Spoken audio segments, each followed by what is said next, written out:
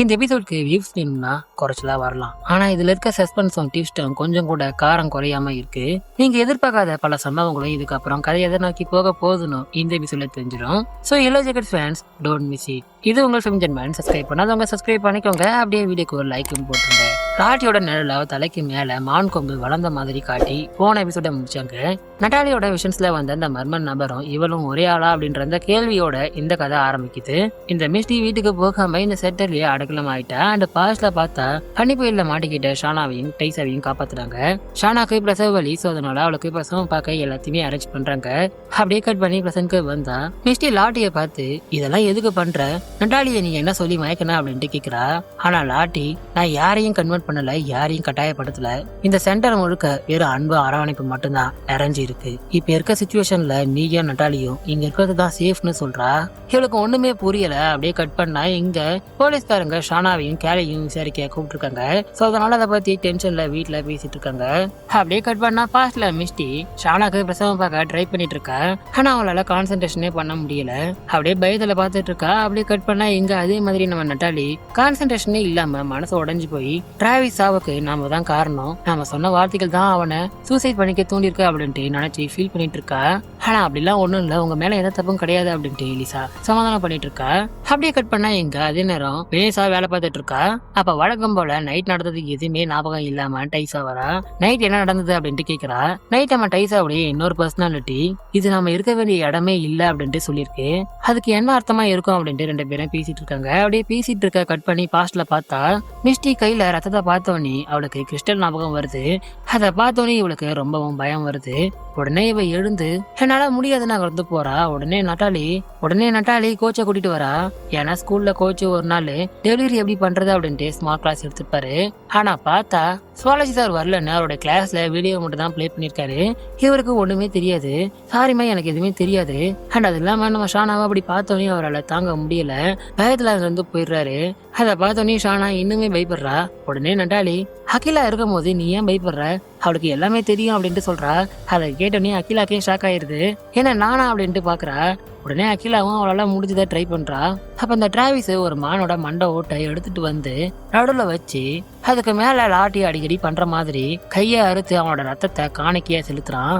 கூட மத்தவங்களும் முடி, பட்டனு, துணின்னு எல்லாத்தையும் வைக்கிறாங்க. உனக்கு எங்களால முடிந்ததை காணிக்கையா செலுத்துறோம், இதை ஏத்துக்கோ, இதை ஏத்துக்கிட்டு ஷானாவை விட்டுரு அப்படின்ட்டு சொல்றாங்க. அப்படியே கட் பண்ணி பிரசனுக்கு வந்தா லாட்டி திரும்ப சைக்காலஜிஸ்ட் கிட்ட வந்திருக்கா. சைக்காலஜிஸ்ட் கிட்ட இவ இப்ப விஷன்ஸை விட ஒரு பெரிய பிரச்சனை உருவாகிட்டு இருக்கு. நாங்க காட்டுல சர்வே பண்ணணும் அப்படின்றதுக்காக சில காரியங்களை பண்ணோம். ஆனா இப்ப அது எங்களை ஃபாலோ பண்ணுது, எங்களோட ஒன்னா எங்க கூடவே இருக்குன்னு சொல்றா. இதை மர்மமா புதிர் மாதிரி பேசுறா.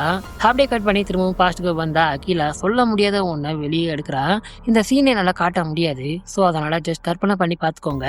அப்ப உடனே லாட்டி மிஸ்டியை போய் கூப்பிடுறா. அவகிட்ட கான்பிடண்டா பேசி கூட்டிட்டு வரா. இப்ப மிஸ்டி தைரியமா வந்து நான் பாத்துக்கிறேன் நவர் அகிலா அப்படின்ட்டு சொல்லிட்டு ஷானாவை விடாம புஷ் பண்ண சொல்றா. அப்படியே கட் பண்ணி பிரசனுக்கு வந்தா ரெண்டு பேரும் போலீஸ் ஸ்டேஷனுக்கு வராங்க. ஷானாவை சரகோசா விசாரிக்க போறான். நம்ம கேலிய கெபின் விசாரிக்க போறான். இங்க அதே நேரம் நம்ம டைசாக்கு மிஸ்டி கால் பண்ணி லாட்டியை பத்தி எல்லாமே சொல்றா. சொல்லிட்டு சென்டருக்கு சீக்கிரம் வா அப்படின்ட்டு சொல்றா. ஏன்னா இவங்க எல்லாருமே என்ன நினைச்சிட்டு இருக்காங்க அப்படின்னா லாட்டி ஒரு மென்டல் அசைலத்துல தான் இருக்கா அப்படின்ட்டு நினைச்சிட்டு இருக்காங்க. இப்ப திடீர்னு அவ ஒரு வெல்னஸ் சென்டர் நடத்திட்டு இருக்கா அப்படின்ட்டு தெரிஞ்சோன்னே ரொம்பவும் பயப்படுறாங்க. அப்படியே கட் பண்ணி திரும்பவும் பாஸ்ட்டுக்கு வந்தா நம்ம லாட்டியோட குரூப் ப்ளே பண்ணிட்டு இருக்கு. இவங்க அந்த காட்டை தான் தெய்வமா வணங்குறாங்க. காட்டை தெய்வமா வணங்குறது தப்பு இல்லை, ஆனா இவங்க வணங்குற முறை தான் தப்பா இருக்கு. ஷானா முடிஞ்ச வரைக்கும் நல்லா புஷ் பண்றா. இன்னும் கொஞ்சம் அப்படின்ட்டு மிஸ்டி கத்துறா.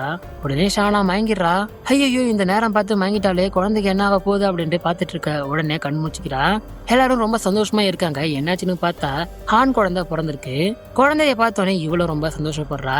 உடனே ரூம்குள்ள போயிட்டு குழந்தைக்கு பால் கொடுக்கலாம்னு ட்ரை பண்றா. ஆனா இவளுக்கு பால் சுரக்கல.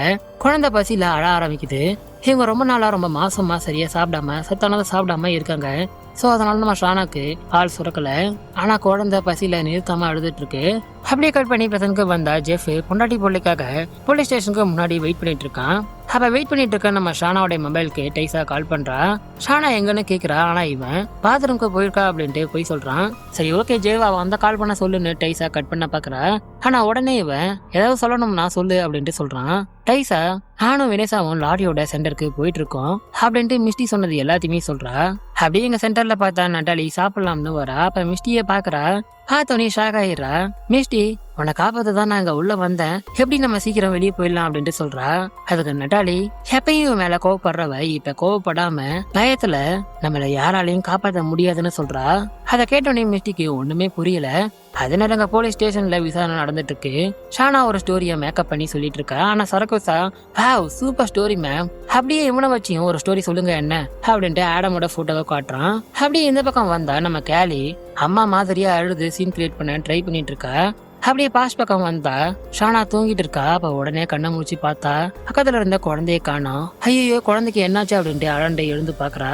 பார்த்தா குழந்தைக்கு லாட்டி பால் கொடுத்துட்டு இருக்கா. அதை பார்த்தோன்னே ஷானா கோவத்துல குழந்தைய அவகிட்ட இருந்து புடிங்கிடுறா. கட் பண்ணா பிரசன்ட்ல ஷானா விசாரணை முடிச்சுட்டு கார்ல வந்து ஏறா. என்னாச்சுன்னு ஜெஃப் கேக்குறான். எனக்கே தெரியாம நான் அஃபேர் விஷயத்த உளறிட்டேன் அப்படின்ட்டு சொல்றா. அதை கேட்டோன்னே ஜெஃபுக்கு தூக்கி வாரி போட்டுருது. என்னடி சொல்ற அப்படின்ட்டு கத்துறான். அது மட்டும் இல்லாம டேஷ்போர்ட்ல கன்னு வேற வச்சிருக்க. அதையும் பார்த்தோன்னே தலைவனுக்கு டென்ஷன் தலைக்கு ஏறிடுது. ஏண்டி, உன்னை காப்பாத்த நான் என்னென்னோ பண்ணிட்டு இருக்கேன், ஆனா நீ என்னடா நீயே போய் வாண்டடா மாட்டிப்ப போல அப்படின்னு கண்டபடி திட்டுறான். உடனே ஷானா அதுக்கு அழுதுறா. சரி சரி அழாத, டைசானுக்கு கால் பண்ணா. டைசாவும் வினேஷாவும் லாட்டியோட சென்டருக்கு போயிட்டு இருக்காங்களாம். இதை வெல்னஸ் சென்டர் மாதிரி அவன் நடத்திட்டு இருக்காளாம். நீயும் அங்க போனா கொஞ்சம் நல்லா இருக்கும், கொஞ்ச நாள் இடையேறு, அப்பதான் உனக்கு சேஃப் அப்படின்ட்டு சொல்றான். அப்படியே கட் பண்ணி பாஸ்ட்டுக்கு வந்தா ஷானா குழந்தைக்கு பால் கொடுத்துட்டு இருக்கா. இப்ப அவளுக்கு பால் சுரக்க ஆரம்பிச்சிச்சு. குழந்தையும் நல்லா பால் குடிக்குது. அதை பார்த்து அவ ரொம்பவும் சந்தோஷப்படுறா. அப்படியே பிரசன்ட் பக்கம் வந்தா லாட்டியோட சென்டருக்கு முன்னாடி 2 பேரும் கார்ல வெயிட் பண்ணிட்டு இருக்காங்க. எப்படி உள்ள போறது, போலாமா வேணாமா அப்படின்ட்டு பேசிட்டு இருக்காங்க. அப்படி பேசிட்டு இருக்க சடனா ஒரு கார் வேகமா உள்ள போகுது. யாராது அப்படின்ட்டு பார்த்தா நம்ம ஷானோடைய கார் தான். உடனே அதை பார்த்தோன்னே இவங்களும் உள்ள போறாங்க. என்னமோ ரீயூனியன் மாதிரி எல்லாரும் ஒண்ணு சேர்ந்து ரொம்ப நாளுக்கு அப்புறம் பார்த்த மாதிரி பேசிக்கிறாங்க. அப்ப வினேஷா எதையோ உன்னை பார்த்து ரொம்பவும் பயப்படுறா. என்னன்னு பார்த்தா லாட்டி ஏரிய பார்த்த மாதிரி நின்றுட்டு இருக்கா. அவளை பார்த்துதான் இவ பயப்படுறா. அப்படியே கேமராவை மேல கொண்டு போறாங்க. பார்த்தா அந்த மர்ம சிம்பல் பெருசா எங்க செதுக்கி வச்சிருக்காங்க.